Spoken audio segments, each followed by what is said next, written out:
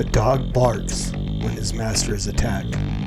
I would be a coward if I saw that God's truth is attacked and yet would remain silent. John Calvin. Telling a woman that she can't be an elder is a nonsense rule. If they claim to be in the body, we let them have it. Donald Trump is going to win in 2020 by an absolute landslide. Heretics Christianizing the American dream. He's depending on us to make people hungry and thirsty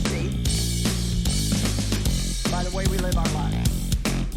Sowing is a blessing from God to make you rich. Treating Jesus like a lottery ticket. The Lord spoke to my heart. Been very few times I've ever heard God be this articulate with me. And I'm telling you word for word, these words came into my heart. I'm not asking you with me. I'm asking you to brush your hair. We'll do them sharply. That's what God commanded. Hey, what's going on, everybody? Welcome back to the Master's Dog, episode 107. I'm your host, Norm, the Master's Dog Dunham, aka the Evangelical Norm.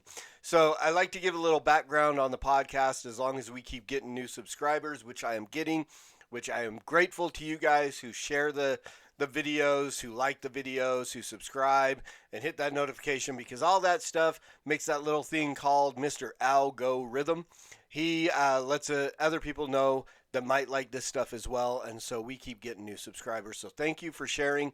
If you haven't done so yet, hit the subscribe button down there. If you're over on the Evangelical Norm YouTube channel, if you're on Gab TV, hit that subscribe button there. You can follow me on Twitter, follow me on Facebook, find me wherever, social media. But the background on this podcast for you who are new subscribers coming in, I started this out a couple years back, responding to at the time, I think it was, they had changed their name to Saints Unscripted, formerly the Three Mormons LDS podcast on YouTube. They started a segment called Faith and Beliefs. We started talking about the LDS articles of faith, and I wanted to respond to those and show how they were not in line with mainline biblical Christianity. And then I committed to respond to every one of those videos because they went beyond just the 13 articles of faith. So I said, I'm going to keep responding. The name of the podcast then was called Faith and Beliefs Refuted. And then later on, I decided to start dealing with all sorts of false teachers, whether they be prosperity pimps, fake false healers, fake faith healers. Say that 3 times real fast.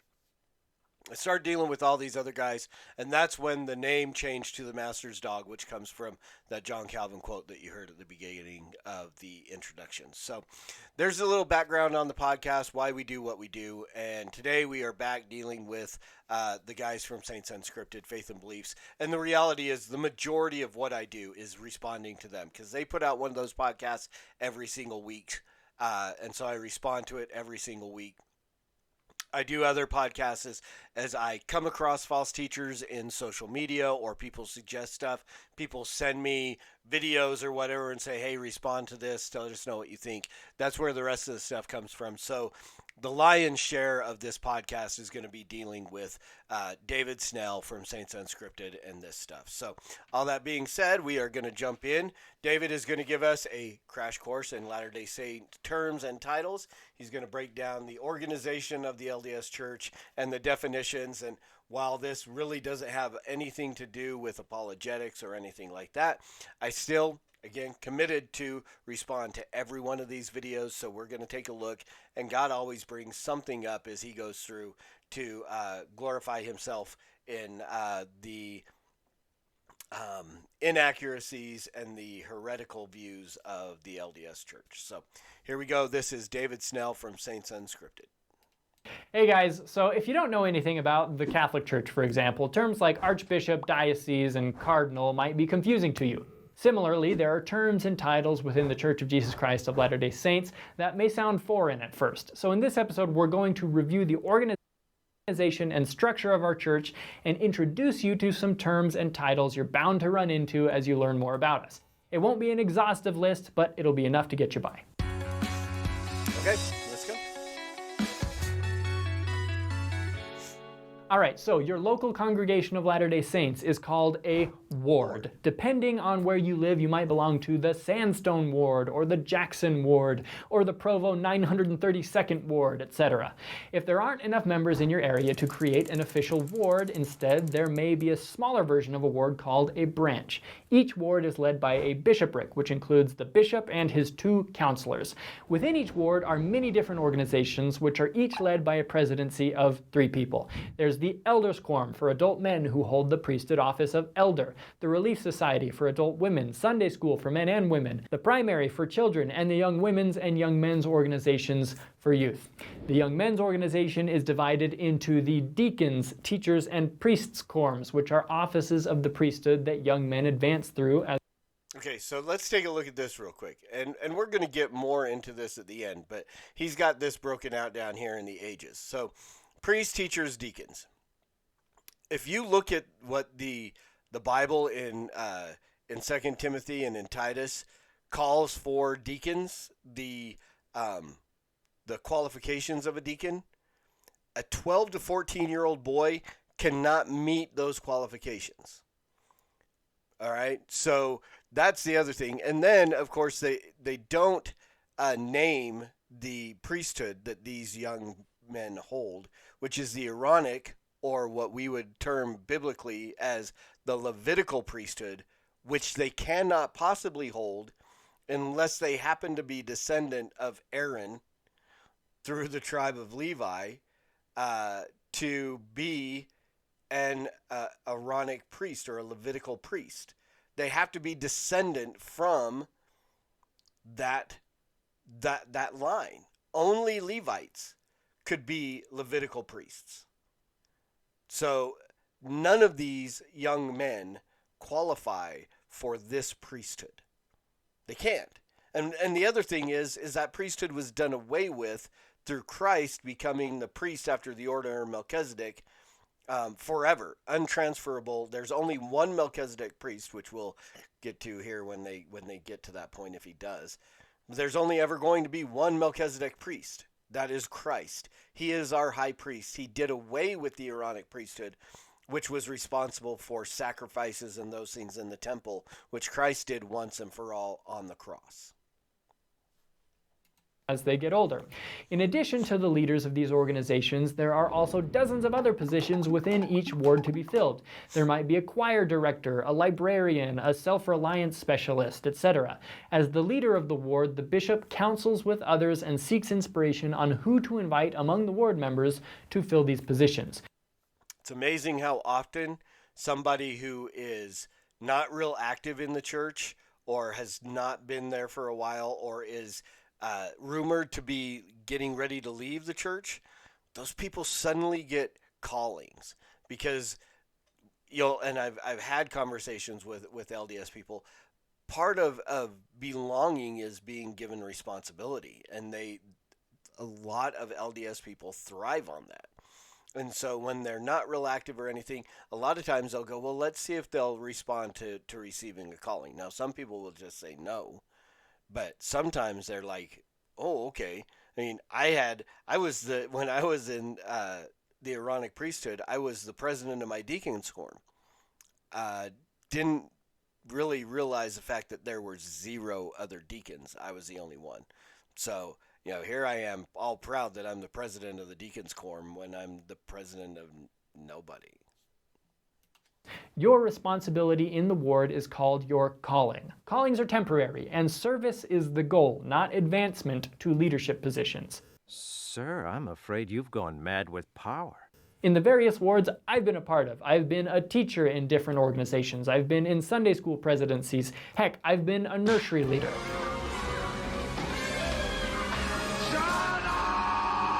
There are over 31,000 Latter-day Saint wards and branches throughout the world.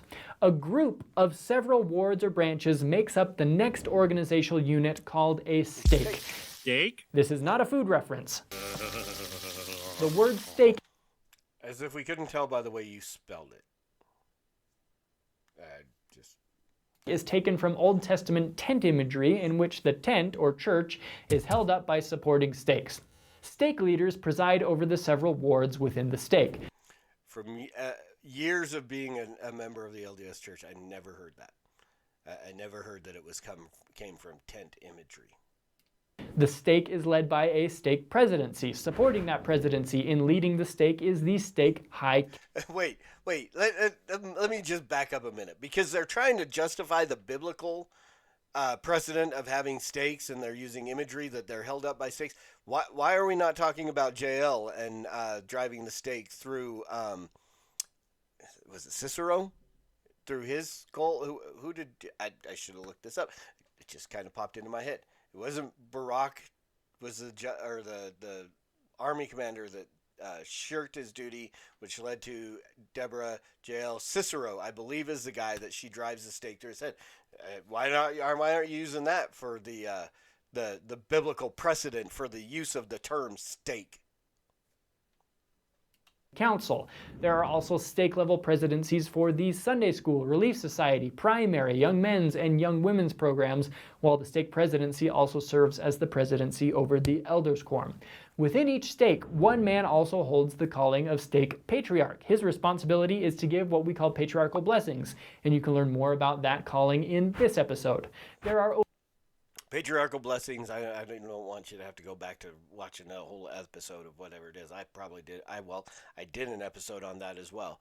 Patriarchal Blessings are basically them kind of praying, and they give you this whole thing about what tribe you're descended from. And so apparently I believe my Patriarchal Blessing said I was from the tribe of Ephraim, which I'm not. And what tribe you were descended from, and all the things that God was going to do in your life if you remain faithful, which obviously I did not. I became a son of perdition, and so on. So it's basically it's LDS horoscope. Is what it is. It's future telling. Over 3,400 Latter-day Saints stakes around the world. Nobody who holds a calling at the ward and stake level is paid for their work, including bishops and stake presidents. You guys are getting paid? The next level of leadership are the Quorums of the 70. This office of the priesthood is reminiscent of Luke 10, when Christ appointed other 70 also, and sent them 2 and 2 before his face into every city and place whither he himself would come. Today, to meet the needs of a growing worldwide church, there are currently 12. I'll let him continue, and we'll talk about this at the end. Quorums of the 70, led by 7 men who compose the presidency of the 70. Presidencies composed of 3 70s preside over groups of stakes in the church in 22 different areas around the world. Presiding over the Quorums of the 70 is the Quorum of the 12 Apostles, which is the second highest governing body in the church. The highest governing body of the church is the first presidency, composed of the president or prophet of the church and 2 counselors chosen from the Quorum of the 12. When the president dies, the apostle who has been in the quorum for the longest takes his place and chooses his counselors. And finally, who presides over the first presidency? Jesus. Jesus. It's tricky like that, Jesus. General worldwide leaders in the church are known as either general authorities or general officers of the church. These include the first presidency, Quorum of the 12 Apostles, the first 2 Quorums of the 70, as well as presidencies on a church-wide level over the Sunday School, Relief Society, primary, young men's, and young women's organizations. There is also a presiding bishopric. The presiding bishop and his 2 counselors serve under the direction of the first presidency to administer the temporal affairs of the church.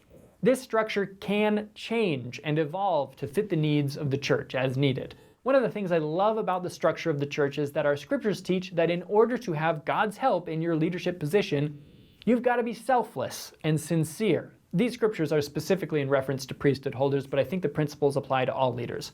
When we undertake to cover our sins or to gratify our pride, our vain ambition, or to exercise control or dominion or compulsion upon the souls of the children of men in any degree of unrighteousness, behold, the heavens withdraw themselves. The Spirit of the Lord is grieved, and when it is withdrawn, amen to the priesthood or the authority of that man.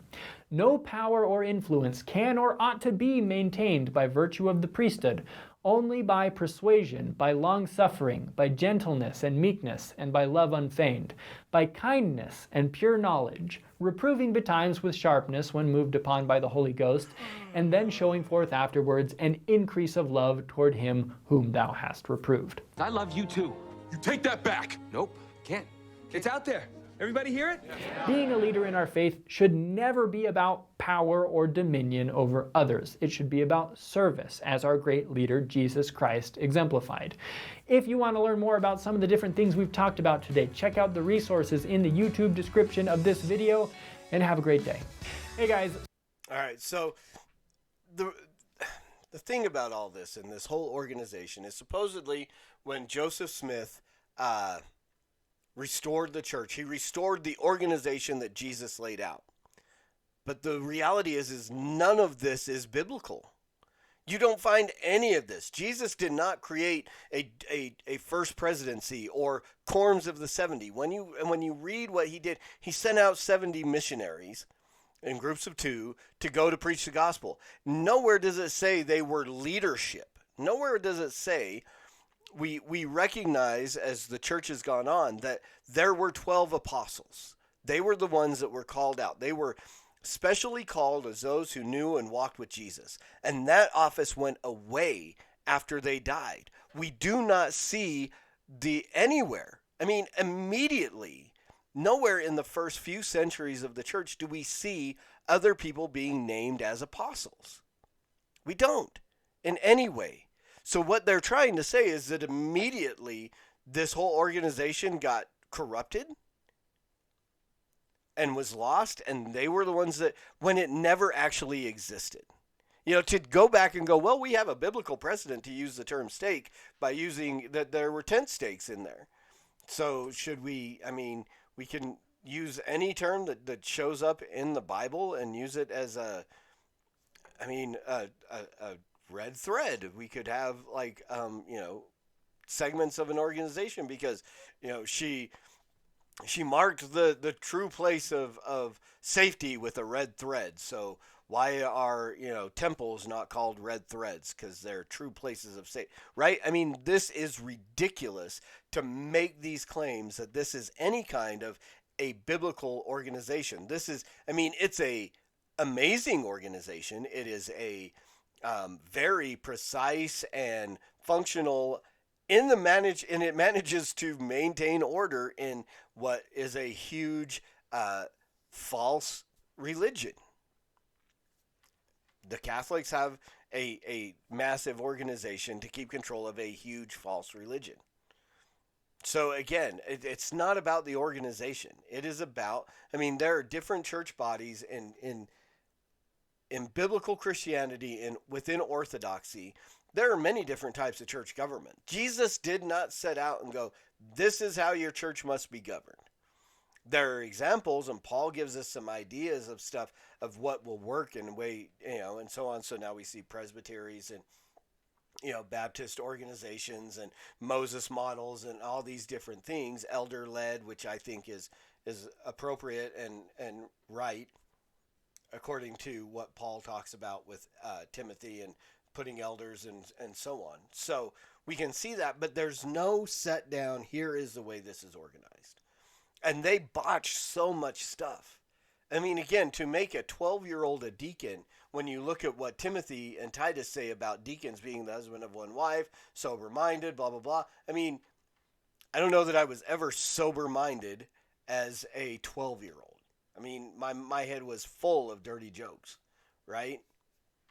So again, a 12-year-old, the Aaronic priesthood doesn't exist anymore. It was done away with because of Christ fulfilling the law. There's no longer a need for sacrifices or anything like that. All this stuff is the imagination and administrative ability of Joseph Smith to create a cult and then formulate it into a heretical pseudo-Christian sect is what we will call them. And it's crazy, but that's what it is. So there's your stuff about LDS organization terms and titles and why it doesn't fall into what we would consider Orthodox Christianity. I hope you guys found this helpful. Again, hit the subscribe button, like, share, do all that good stuff. If you're listening on iTunes or anything, give me a 5-star review or give me a 2-star. I really don't. Give me an honest review of what you think and leave some comments. Let me know what you think, and we'll continue on, and we got an episode of False Teacher of the Week coming up. So that should be dropping here within the next couple hours. I hope you found this helpful. As always, preach the gospel at all times. Use words. They're necessary. Until next time, Soli Deo Gloria.